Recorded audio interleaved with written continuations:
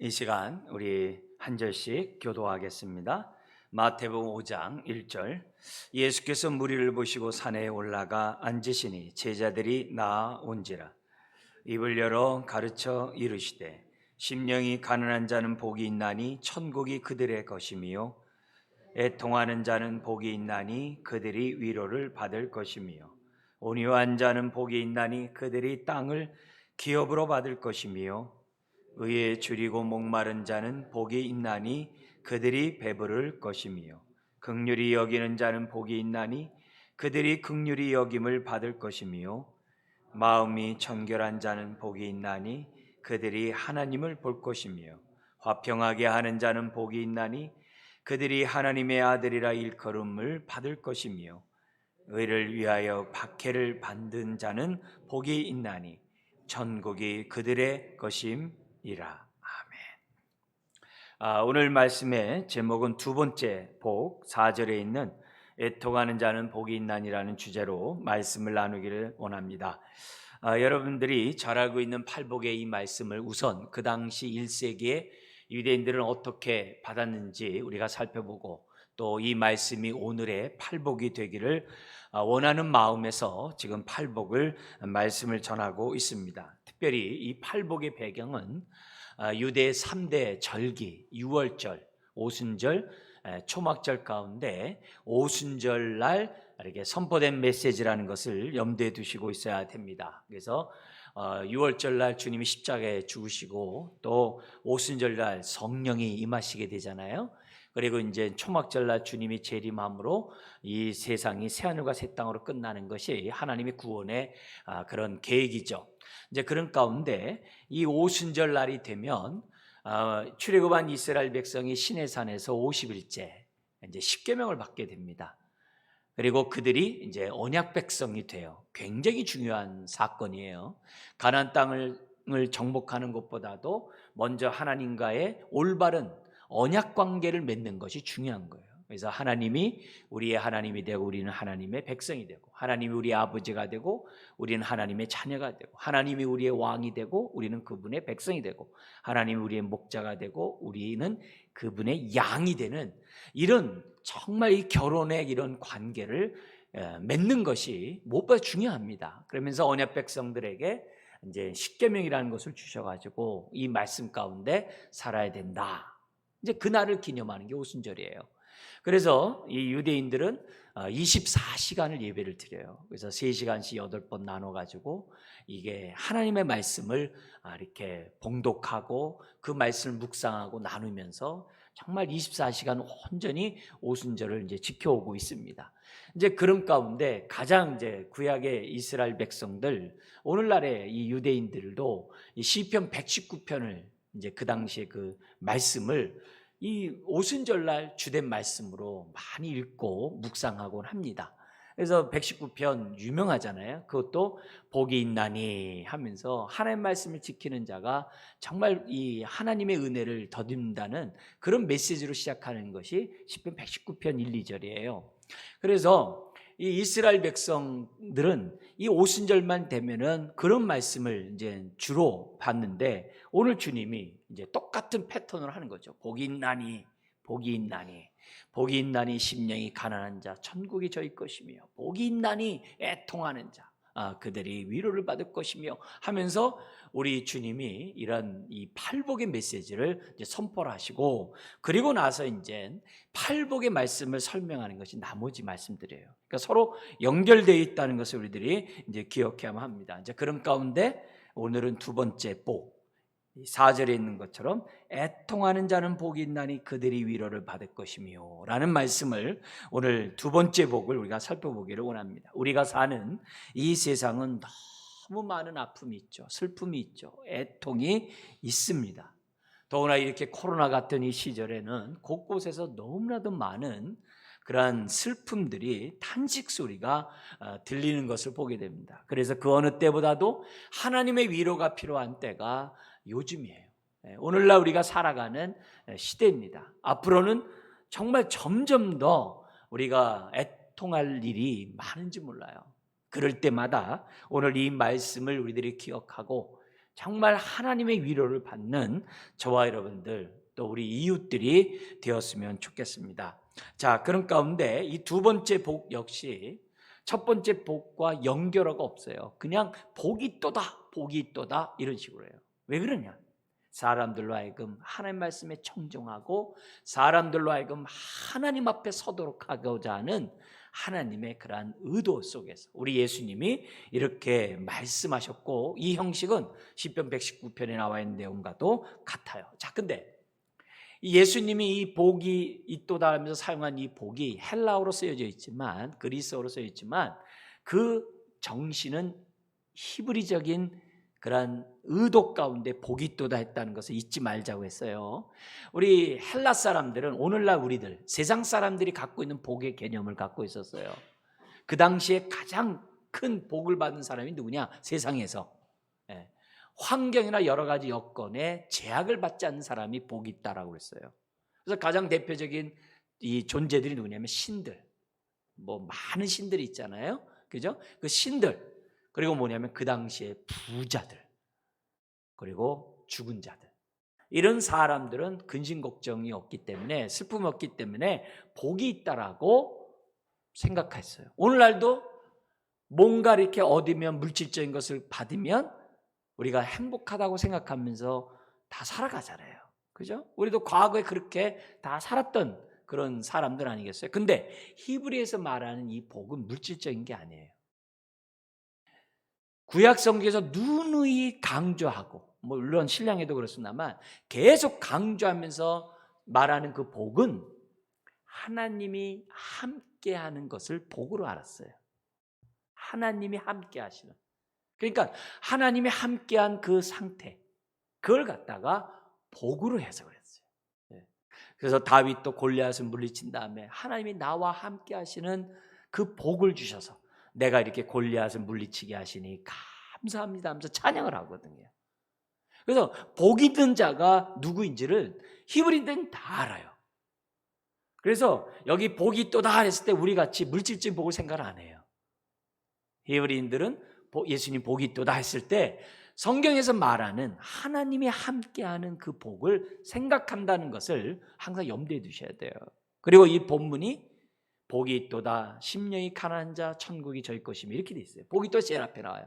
그 말을 다른 말로 하면 하나님이 함께하는 자, 심령이 가난할 수 있고 그런 자가 천국을 소유한다는 거예요. 하나님이 함께하는 자, 그가 애통할 수 있고 그가 위로를 받을 수 있다라는 그렇게 메시지, 하나님이 함께하는 그 복, 함께할 때 어떤 일이 생겨요? 하나님을 경외하는 거, 하나님께 예배하는 거, 또 어떻게 돼요? 하나님 말씀에 순종하는 거, 하나님으로부터 여러 가지 돌봄을 받는 거, 이게 다 뭐예요? 함께하는 축복이거든요. 하나님이 빠진 그런 복은 없어요. 그래서 하나님이 항상 함께하는 이 복을 갖다가 그들은 복으로 생각했다는 사실을 저와 여러분들이 잊어서는 안 됩니다. 그래서 이렇게 하나님이 함께하는 자들은 자연스럽게 마음이 가난할 수밖에 없죠. 가난한 자가 어떻게 돼요? 그 즉시 하나님의 나라를, 천국을 경험하게 된다는 게 첫 번째 복이었잖아요. 두 번째 복도 같은 얘기예요. 애통하는 자가 복이 있다라고 얘기해요. 자, 근데 성경에서 말하는 이 히브리인들의 생각의 이 애통이 뭔지를 우리가 뭐냐면 생각하셔야 돼요. 그래야 오늘 이것이 우리에게 은혜의 말씀이 돼요. 성경에서 말하는 이 애통 했을 때 기본적으로 이 내용을 여러분들이 이해하기 쉽게 좀 나눠서 세 가지로 얘기한다면, 첫 번째는 은혜를 아는 자가, 은혜를 아는 자가 하는 그 슬픔을 애통이라고 그래요. 우리 첫 번째 복처럼 은혜를 알고 하나님이 함께함으로, 나와 함께함으로 그 마음의 심령이 이 가난한 마음을 갖고 있는 사람들이 하는 슬픔을 애통이라고 한다는 거예요. 하나님의 은혜를 알고 굳은 마음을 제하고 부드러운 마음이 흘리는 그 슬픔을 애통이라고 한다는 사실을 기억해야 됩니다. 여러분, 세상에서는 복 있는 자는 애통 안 해요. 복 있는 자는 울질 않아요.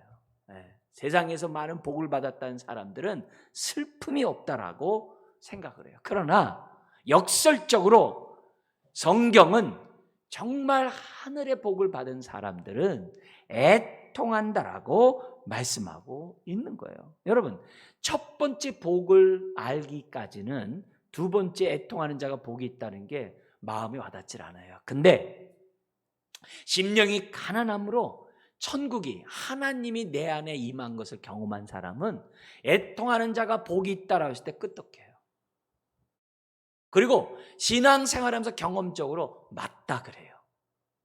왜냐하면 은혜를 안 자들은 늘 하나님 앞에 있기 때문에 하나님 앞에서 어떻게 돼요?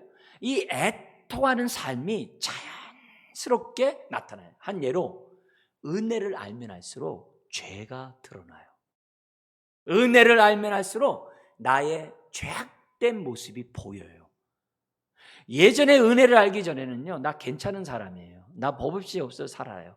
나 남한테 싫은 소리에 앉지 않고 살았어요. 그래서 나 그런 대로 괜찮아요. 나 그런 사람이었어요. 근데 은혜를 알고 보니까 내 안에 탐욕이 많은 게 막 보이는 거예요. 은혜를 알고 보니까 내가 완고하다는 게 보이는 거예요. 도대체 용서할 줄 몰라요. 도대체 사람을 갖다 품을 줄 몰라요. 고집쟁이라는 걸 내가 보이는 거예요. 은혜를 알기 전에는 나 그게 잘 안 보였어요. 근데 은혜를 알면 왠지 모르게 내 안에 있는 정욕이 막 보이는 거예요. 네. 은혜를 알면 이상하리만큼 막 내가 과거에는 이게 죄야? 라고 감히 생각하지 못했던까지도 어떻게 돼요? 죄인 줄 알게 돼요. 한 번도 내가 의심하지 않았던 그런 부분들이 막 드러나요. 시편 19편에 있는 것처럼 말씀이 우리의 영혼을 비치면 내 안에 숨긴 죄악도 회개한다고 그랬거든요. 숨긴 죄악 회개한다고 그랬거든요. 옛날에는 하나님 없이도 살아도 죄인 줄 몰랐어요.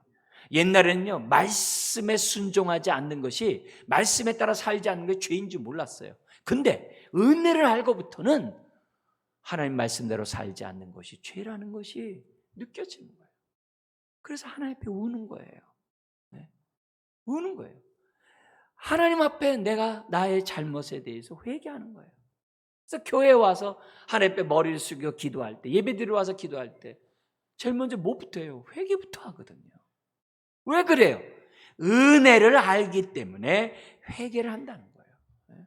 은혜를 알기 전에는 내가 두 주인을 섬기는 것조차도 몰랐어요. 은혜를 아니까 하나님도 섬기고 내가 돈도 섬기는 것을 내가 아는 거예요.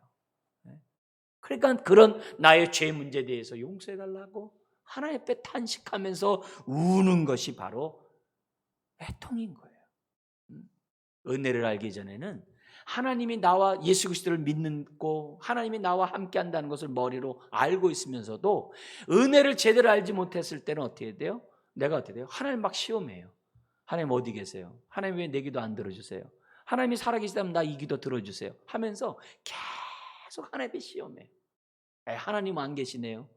내 기도 안 들어주니까 하나님 없네요. 그러면서 하나님 앞에 막 원망하고 불평을 해요. 근데 은혜를 알면 그런 모든 것이 하나님을 시험한 죄악이라는 것을 알고 풀게 돼요.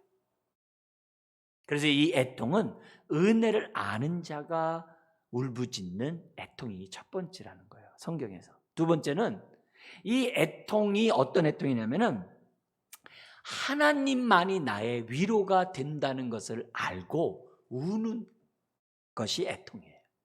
하나님만이 나의 위로자가 된다는 것을 아는 자, 그런 자가 하나님 앞에서 우는 슬픔이 바로 애통이라는 것을 우리에게 보여줍니다. 여기서 예수님이 사용했던 이 애통이라는 단어는요, 헬라어가 이 슬픔을 9가지 단어로 설명을 해요. 그만큼 인생이 고달프고 힘들고 슬프다는 거예요. 그래서 슬픔의 영역이 9가지나 이렇게 나누어서 단어를 다르게 써요. 근데 그 슬픔 가운데 제일 슬픈 큰 슬픔의 이 단어를 썼어요. 그냥 우울하다, 그냥 슬프다 우리가 말한 그런 게 아니라 정말 이 단장이 정말 이렇게 너무나도 슬퍼가지고 정말 어찌할 수 없는 그 아주 극한 그 애통의 슬픔을 여기 썼어요, 예수님이. 여러분이 살아가면서 제일 큰 슬픔이 뭘까요? 뭐예요? 그거는 사랑하는 자의 죽음이죠. 죽은 자들 앞에서 사랑하는 자, 가족의 그 죽은 자들의 사랑하는 가족의 그 죽음, 그 앞에서 우는 슬픔이 제일 세겠죠. 그 단어가 여기 사용된 단어예요. 근데 히브리인도 똑같아요. 히브리인들에게 있어서 가장 큰 슬픔이 죽음으로 말미암는, 사랑하는 사람의 죽음으로 말미암는 슬픔이에요. 여러분도 마찬가지잖아요. 우리도 이 땅에 살아가면서 가장 큰 슬픔이 정말 사랑하는 사람과의 이별로 말미암아 겪고 있는 그 슬픔이죠. 근데 히브리인의 슬픔과 세상 사람의 슬픔의 차이점이 있어요. 그게 뭐죠? 세상 사람들에게는 하나님이 보이지 않고 그냥 슬퍼해요. 그냥 삶이 끝인 거죠. 근데 히브리인들은 항상 그 마음에 하나님을 모시고 있기 때문에, 하나님이 함께하는 걸 복으로 알고 있기 때문에 그들은 어떻게 돼요? 항상 하나님 앞에서 슬퍼해요. 바로 그 애통이에요. 하나님 앞에서 슬퍼하는 그 애통, 하나님만이 저의 진정한 위로가 된다고 하는 그런 슬픔이 바로 애통이라는 것을 우리들에게 가르쳐주고 있어요. 여러분, 심령이 가난한 자들은 바리새인과 사두개인처럼, 서기관처럼 외식하고 형식적인 사람이 될 수 없어요. 예? 사두개인처럼 어떻게 돼요? 정말 세속화가 될 수가 없어요. 정말 심령이 가난한 사람들은 하나님 앞에서 우는 자들이거든요. 심령이 가난한 자들은 하나님만이 나의 위로가 된다는 것을 알고 하나님 앞에서 우는 자들이기 때문에, 우는 자들이거든요. 그러니까 이런 자들은 하나님의 위로를 받을 수밖에 없는 거죠. 자, 근데 특별히 지금 이 첫 번째 복이 가난한 자라고 그랬어요. 가난한 자가 복이 있다 그랬어요. 근데 여기서 말한 이 가난함은 물질적인 것만의 가난함이 아니라 그 원인서부터 얘기했다 그랬어요. 성경에서 말하는 가난한 자는 결핍, 부족함으로 돌봄을 받지 못하는 것을 다 가난이라고 그래요. 가장 대표적인 게 뭐예요? 하나님 모든 자에게 땅을 다 주셨어요. 근데 그 땅도 빼앗겨버리고 빚으로 팔려버리고 땅이 없어가지고 가난에 내몬 사람들, 땅이 없는 사람들, 그런 가운데 가장 대표적인 사람이 누구냐면 고아와 과부들이에요. 고아 과부들은 가난한 자예요. 땅이 없는 자들은 다 가난한 자였어요, 그 당시에. 그리고 또 한 사람이 뭐라 그랬어요? 육체적으로 아픈 사람들, 결함이 있는 사람들, 장애인을 갖다가 가난한 자라고 했어요. 근데 왜 그랬냐면은 하나님 앞에 성전에 못 나갔거든요.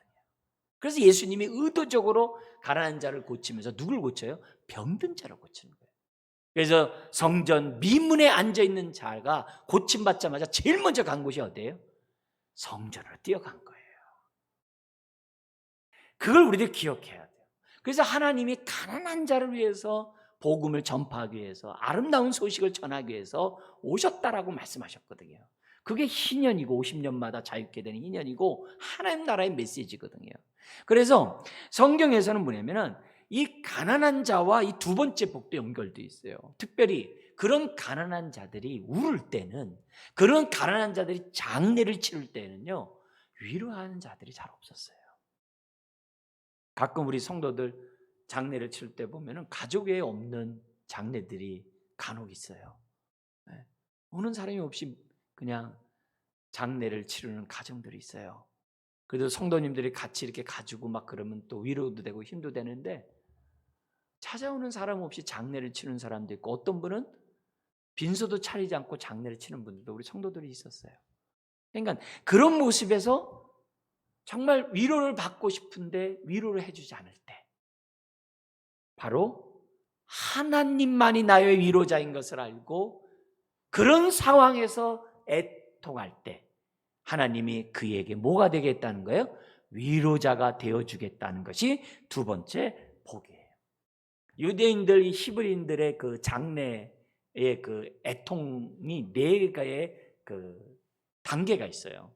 네 개가 단계인데 잠깐 우리가 한번 좀 생각해 보면은 우리나라 과거의 옛날의 그 모습하고도 굉장히 비슷해요. 뭐가 있냐면 사람이 죽는 순간 당일날 해 떨어지기 전에 묻어야 돼요.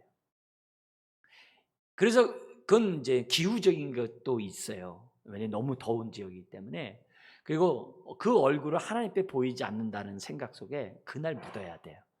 그때는 그 가족들이 오롯이 그 모든 고통을 당사자들이 다 겪어야 돼요. 그래서 두 번째 애곡하는 시간이 있는데 일주일 동안에 그때 이제 문상을 받아요. 묻고 나서 나인성 과부 같은 경우는 정말 끔찍한 거죠. 남편도 없었고 아들로 의지하며 살았는데 아들마저 죽었을 때 우리 예수님이 어떻게 돼요? 그 아이를 보고 고친 게 아니라 슬퍼하는 여인을 보고 고쳤다고 그랬어요. 그게 지금 그날 장례식 행렬인 거거든요. 나인성에. 그런데 두 번째는 뭐냐면 문상을 받는 거예요. 일주일 동안. 그때 어느 정도 삶의 여유가 있는 그런 사람들은, 부자들은 문상을 받아요. 근데 대부분의 가난한 자들은 문상을 못 받아요. 왜 그러냐면 그 당시 가난한 사람들은 그날 벌어서 그날 살았거든요. 그래서 아침에 온 사람도 있지만 마지막 끝에 5시에 온 사람도 있다고 그랬잖아요. 그날 벌지 않으면 그날 살 수 없는 사람들이, 가난한 사람들이 많았어요. 그러니까 이런 사람들이 지금 뭐예요? 문상을 받을 수가 없어요. 그러면 일로 나가야 돼요. 그러니까 그 슬픔을 다 담당해야죠. 근데 요 일주일 기간 동안에는 회당에도 안 나가도 뭐라고 하지 않았어요. 왜? 너무 슬펐기 때문에. 그런데 회당에 나오게 되면은 그 당시 공통적으로 이렇게 위로했던 본문이, 지금 우리가 애통하는 자가 복이 있나니 그들이 위로를 받을 것이며라는 그 말씀이 그대로 그 당시 유대인들에게 뭐냐면 위로의 메시지로 선포됐다는 거죠. 그래서 시온에 우는 자들 다 모든 자에게 하나님의 위로가 있을지어다. 특별히 정말 장례를 치른 이 가정에 하나님의 위로가 있기를 원한다면서 회당에서 이렇게 위로를 해줘요. 그렇지만 대부분의 모습은 그냥 오롯이 그냥 고통을 다 당해야 되는 거죠. 일을 하면서. 그리고 나서 이제 30일 동안 또 뭐냐면 그 애도 기간을 가죠. 근데 이렇게 7일, 30일, 그리고 나중에 1년. 1년은 뭐냐면 이제 뼈만 남았기 때문에 뼈를 갖다 유골함에 넣는 그런 장례 절차가 1년 하는 게 있어요. 그래서 그런 기간을 통해서 그들은 뭐냐면 그 1년 기간 동안에 어떤 잔치집에나 무슨 뭐 생일 이런 데 가지 않아요. 항상 이렇게 경건하게 하면서 그런 날을 갖다 지켜. 우리나라에도 그런 게 있잖아요. 그러니까 비슷한 그런 모습이 있는데 어쨌든 이런 모습들이 하는 이유가 다른 게 아니라 성경에 나와 있는 내용 때문에 그래요. 야곱이 이렇게 요셉이 죽었다는 말을 들었을 때 일주일 금식하거든요. 또 요셉도 야곱을 위해서 이 애굽에 있을 때는 막 40일 동안 향료 처리하고 막 이랬습니다만 가나안 땅에 들어서 묻었을 때는 일주일 금식하거든요. 그래서 그 7일이라는 이런 얘기들이 나와요. 반면에 그 아론과 모세 같은 경우는 30일 동안 운 장면이 나와요. 그래서 그 30일이 이렇게 나오는 것이 성경에 따라서 그걸 가져다가 그 애도를 표현하는 그런 모습들을 이제 보여는 것을 보게 돼요. 그러니까 이런 속에서 정말 누구에게도 위로를 받을 수 없는 그 가난한 그런 사람들, 정말 그 힘든 사람들, 이런 사람들에게 지금 뭐라고요? 이런 메시지가 주님이 선포되는 거예요. 그래서 애통하는 자에게 지금 뭐가 있다는 거예요? 하나님만이 나의 위로자라는 것을 믿고 애통하는 자에게 하나님이 어떻게 돼요? 위로하신다는 거예요. 여러분, 그렇다고 꼭 가난하다고 다 심령이 가난한 게 아니죠. 아리마대 요셉같이 부자라고 해서 교만한 게 아니잖아요. 아리마대 요셉은 부자임에도 심령이 가난한 자였거든요. 가난하면서도 심령이 교만한 자들도 역시 마찬가지 있어요. 그러나 첫 번째 복과 함께 애통하는 자에게는 하나님의 이 크신 위로의 복이 있다는 것을 우리가 알아야 돼요. 그래서 여기에 애통은 하나님만이 나의 위로자입니다. 이거는 사람의 위로 필요 없어, 나 하나님의 위로만 받겠다, 그런 얘기하는 게 아니에요. 사람의 통해서도 하나님의 위로가 있죠. 사람의 위로도 받아야죠. 그러나 사람의 위로보다도 무엇보다도 하나님의 위로를 받고자 우는 것이 바로 여기서 말하는 애통이라는 사실을 우리가 기억하면서 은혜를 아는 자로서 하나님만이 나의 위로자라는, 모든 위로의 하나님이라는 것을 알고 우리가 울부짖는 저와 여러분들이 되어야만 한다는 것이죠. 그러면서 세 번째 나오는 애통이 있어요. 이 애통이, 여기서 성경에서 말하는 이 애통이 뭐냐면 지금 여기 사용된 이 애통 하는 자가 복이 있다니라고 했을 때 이 단어 자체가 뭐냐면은 항상 계속 애통하는 자예요. 항상 계속이란 단어가 있어요. 그러면 여러분 생각할 때 아니 다른 성경에서 항상 기뻐하라, 항상 감사하라, 항상 그렇게 얘기해 놓고 여기 또 왜 갑자기 또 항상 애통하라고 얘기하면 좀 안 맞잖아요. 그러면 여기서 말하는 항상 애통이 뭐냐 이게요. 우리가 실패할 때문에 울 수도 있어요. 여러 가지 이 땅에 살면서 병에 걸림으로 울 수도 있어요. 여러 가지 우리가 이 땅에 살아가면서 물질적인 이런 세상 속에서 많이 슬픈 일들이 너무 많아요. 너무 많아요. 그래서 우리가 울 수 있어요. 근데 항상 생을 다할 때까지 웁니까? 그렇지 않잖아요.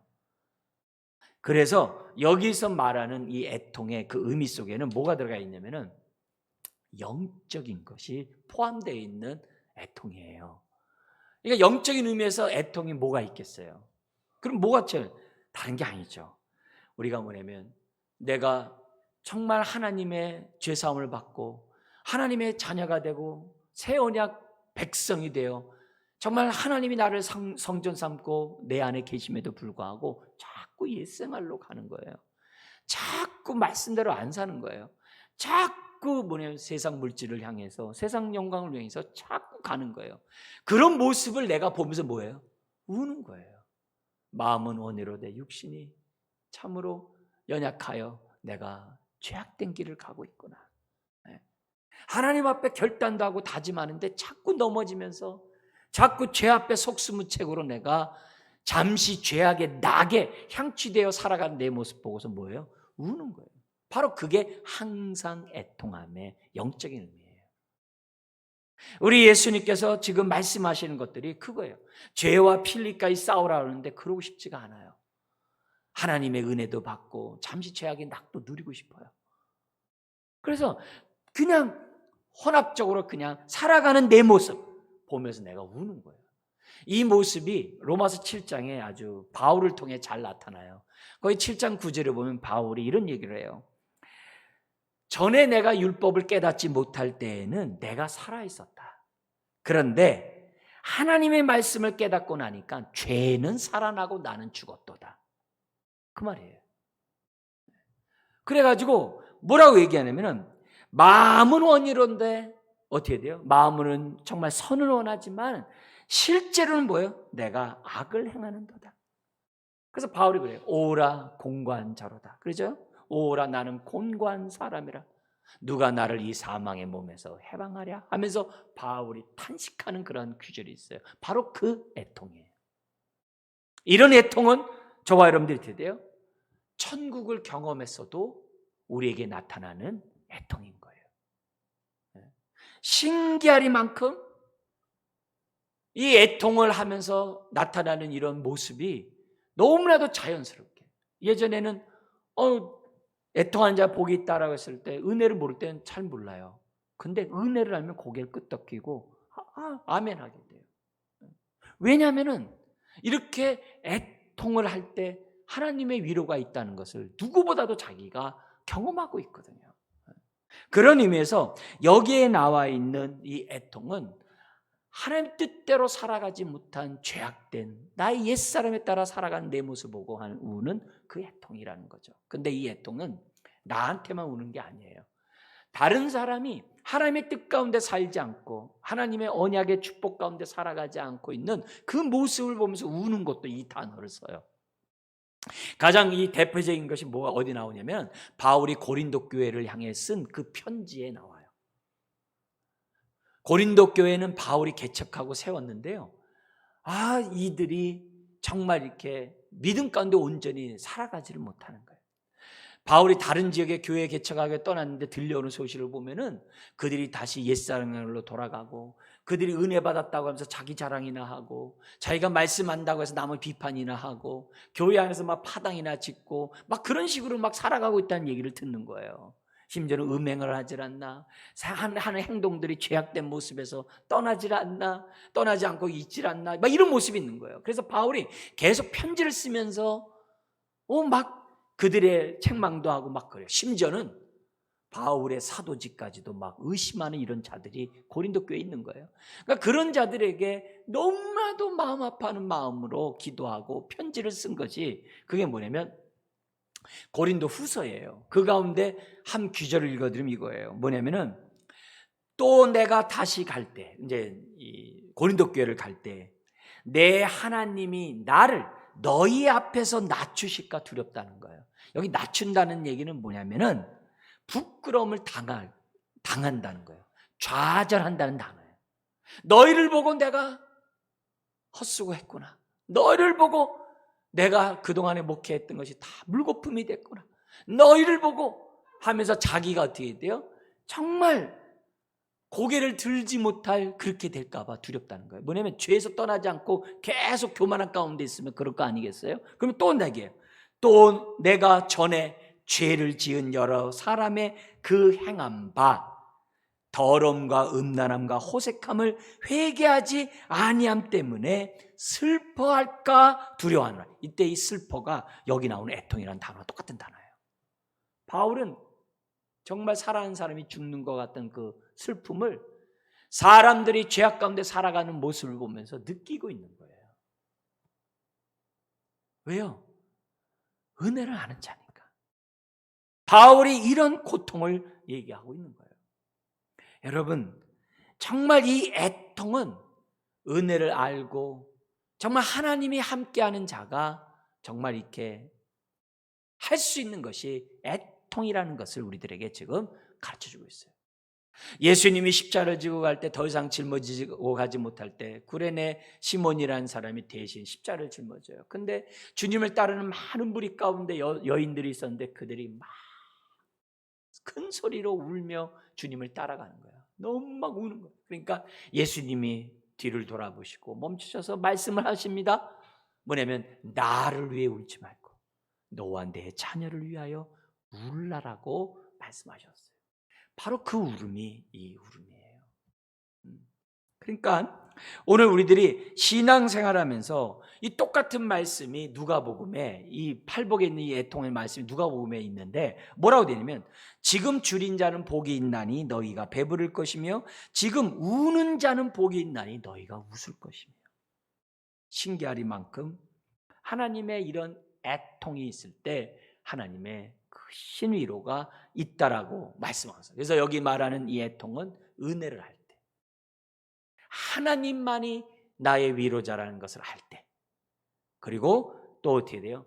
나의 영적인 이런 죄악들, 정말 나의 이런 영적인 그런 불순종하는 이런 모습을 알 때 흘리는 그 슬픔이 애통이라는 거예요. 이런 자에게 어떤 복이 있다고 그럽니까? 거기 보니까 그들이 위로를 받을 것임이라고 기록되어 있어요. 여기 이 그들이라는 단어가 강조해요. 이건 아주 크게 써야 될 그런 단어예요. 그게 뭐 이 말은 이 말이에요. 천국이 누구의 것이냐? 심령이 가난한 자들만의 것이라는 것처럼 누가 하나님의 위로를 받느냐? 애통하는 자만이 하나님의 위로를 받는다는 강조점이에요. 하나님의 위로를 받는 자가 누구라고요? 애통하는 자만이. 여러분, 하나님 앞에 애통하지 않고 위로를 받잖아요. 교만해가지고 회개 안 해요. 하나님 앞에 애통함 없이 위로만 받으려고 하잖아요. 그럼 종교인이 되고요, 자기만 위해 살게 돼요. 이런 사람이 열심히 내면 바리새인처럼 외식인이 되는 거예요. 사두개인처럼 세속적인 사람이 되는 거예요. 그러니까 울지 않고 위로를 받으려고 하는 신앙이 위험한 거예요. 하나님의 위로는 여기 나온 것처럼 애통하는 자만이 위로를 받을 수 있는 거예요. 그것도 여기 위로를 받을 것이며라는 이 단어가, 우리는 그냥 위로를 받는다라고 이렇게 간단하게 되어 있습니다만 원문에서는요, 거기에 따른 수식어들이 있어요.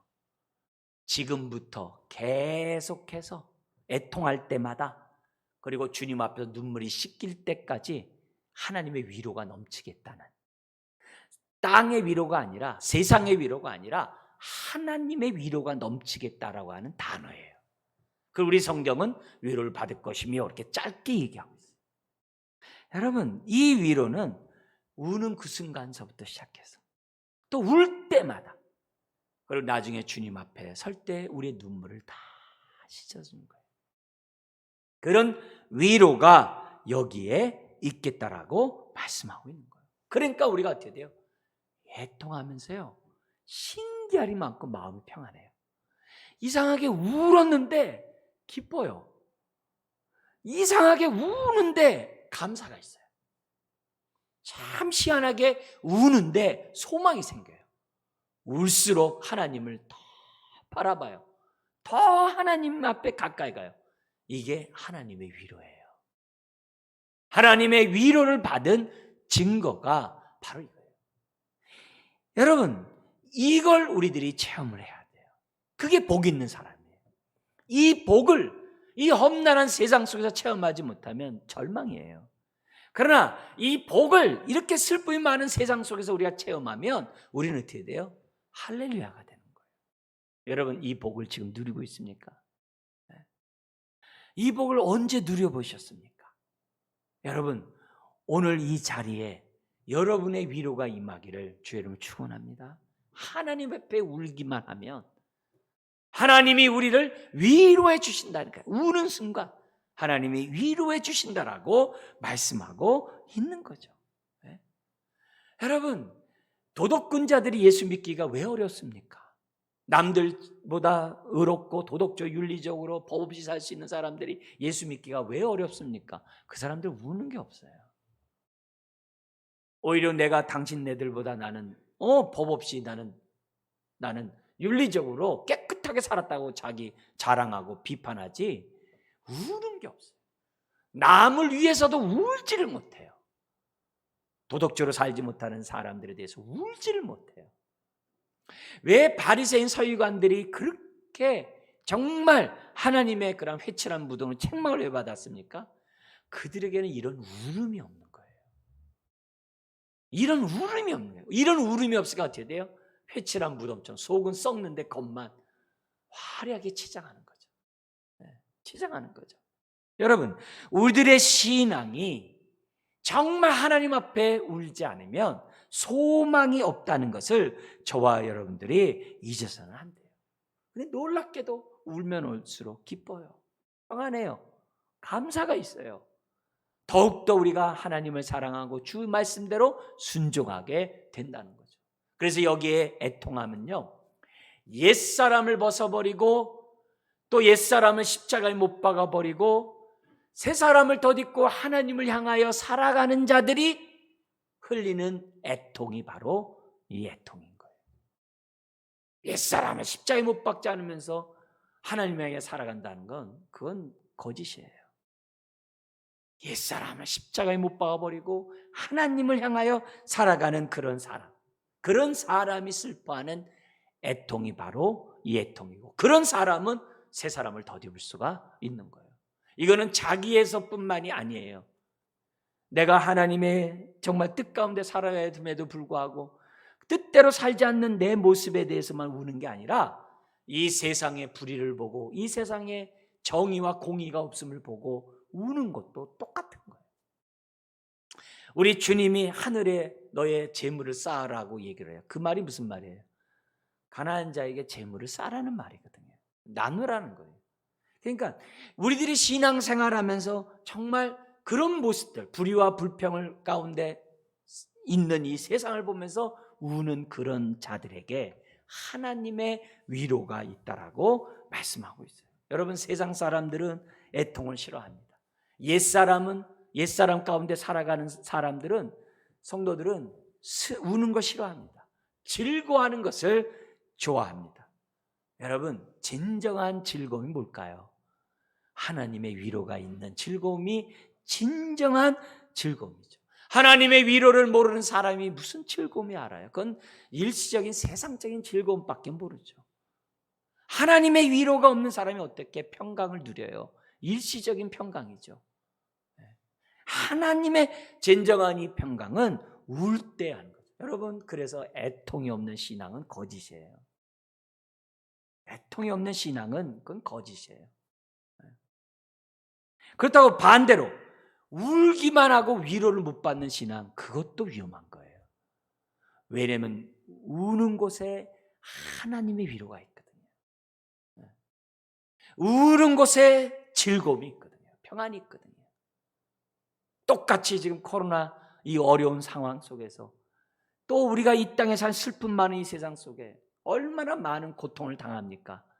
그런데 아니 저 사람과 나가 똑같은데 어떻게 저 사람 저렇게 평안하지?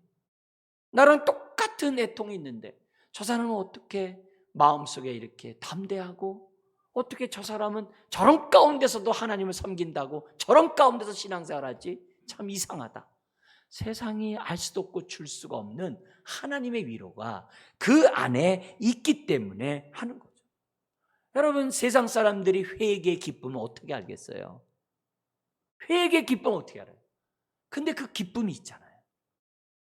그건 그 기쁨을 얻어본 자, 용서를 받아본 사람이 느끼는 기쁨인 거죠.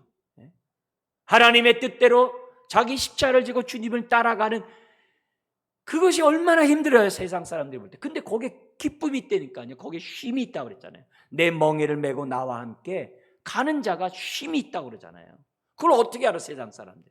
근데 우리는 안단 말이에요. 우리는 안단 말이에요. 그래서 우리가 신앙생활하는 거죠. 여러분, 고린도후서 1장 3절 이하에 보면 바울이 인사를 한 다음에 찬송하리로다 그래요. 그래서 뭘 찬송하냐면은 자비에 풍성하시고 모든 위로의 아버지를 찬송할지어다 그래요. 그리고 나서 또 찬송할지어다 나가는데 무슨 찬송하냐면 이렇게 돼 있어요. 우리의 모든 환난 중에 우리를 위로하사 환난 있는 곳에 위로하사 위로가 있다는 거죠. 그뿐만 아니라 우리로 하여금 그 위로로서 하나님께 받은 그 위로로서 모든 환난 가운데 있는 자들을 능히 위로하게 하시는 하나님을 찬송할지어다 이렇게 돼 있어요. 그러면서 고린도 교회에 또 많은 핍박이 있었거든요. 너희들의 그 핍박에 하나님의 위로도 함께 있다 그래요. 나는 살 소망까지 끊어지는 많은 환난을 당했어도 오늘도 내가 이렇게 선교 사역을 감당하는 것은 하나님의 위로가 있었기 때문에 이런 사도의 직분을 감당한다. 그게 1장에 나오거든요. 여러분, 우리 하나님은 모든 위로의 하나님이세요. 모든 위로의 아버지세요. 그래서 환난 당하는 사람들을 위로하시는 하나님이세요. 슬퍼하는 자를 위로하시는 하나님이세요. 예수님이 누구예요? 친히 이 땅에 오셔서 모든 슬픔을 다 당하셨어요. 그래서 이사야 선지자가 이사야 53장에서 얘기하잖아요. 예수님은 우리의 허물과 죄뿐만이 아니라 우리의 질고와 슬픔을 담당했다고 그래요. 질고는 병과 연약함 플러스 슬픔을 담당하셨다고 그랬어요. 그래서 예수님이 이 땅에 오셔서 많이 우셨어요. 사람들은 예루살렘 성 보면서 와 했는데 주님은 막 우셨어요. 최악의 이 성전이니까. 예수님은 나사로의 무덤 앞에서도 우셨어요. 우셨어요. 왜 우셨어요? 나사로를 부활시키려고. 왜 우셨어요? 슬픔 가운데 있는 자들을 자유케 하려고. 왜 우셨어요? 죄악 가운데 살아가는 자들을 심판하시려고. 멸망당할 예루살렘 성을 무너뜨리시기 위해서 우신 거죠. 그걸 통해 사람을 살리겠다는 거죠. 예수님이 이 땅에 오셔서 하나님 나라 천국복음을 전했어요. 천국복음의 내용이 마태복음 없지만 누가복음 4장 18절에 있다고 그랬어요. 그 4장 18절의 내용이 뭐였어요? 희년. 이사야 61장에 있는 희년의 말씀을 읽고 이 말씀 오늘 응하였도다라고 선포하셨어요.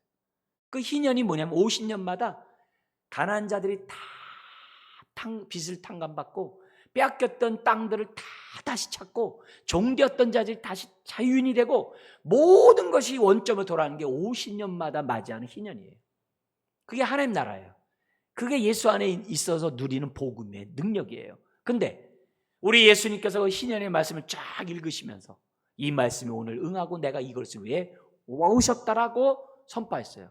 여러분 희년의 내용을 오늘 이 슬픔과 연관해서 다시 한번 잘 들어보세요. 읽어드리겠습니다. 뭐라고 되어 있냐면 여호와께서 내게 기름을 부으사, 예수님이 하신 얘기예요. 기름을 부으사 가난한 자에게 아름다운 소식을 전하게 하셨다. 가난한 자가 지금 우리 첫 번째 복에 이미 나왔잖아요. 왔다. 그러면서 뭐냐면 나를 보내사 마음이 상한 자를 고치고, 마음이 상한 자가 얼마나 슬프겠어요. 여기 마음이 상했다는 얘기는 깨진 마음이에요. 많은 사람. 그리고 포로된 자에게 자유. 포로된 자가 얼마나 슬프겠어요.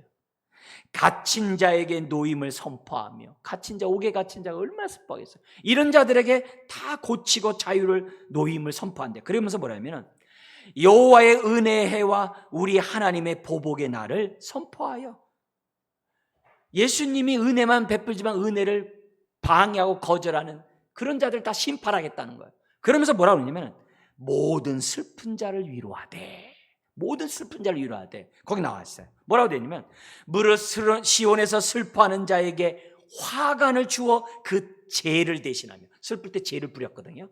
죄 대신에 화관을 주고, 그리고 기쁨의 기름으로 그 슬픔을 대신하며, 슬픔 대신 기쁨의 기름을 주겠대.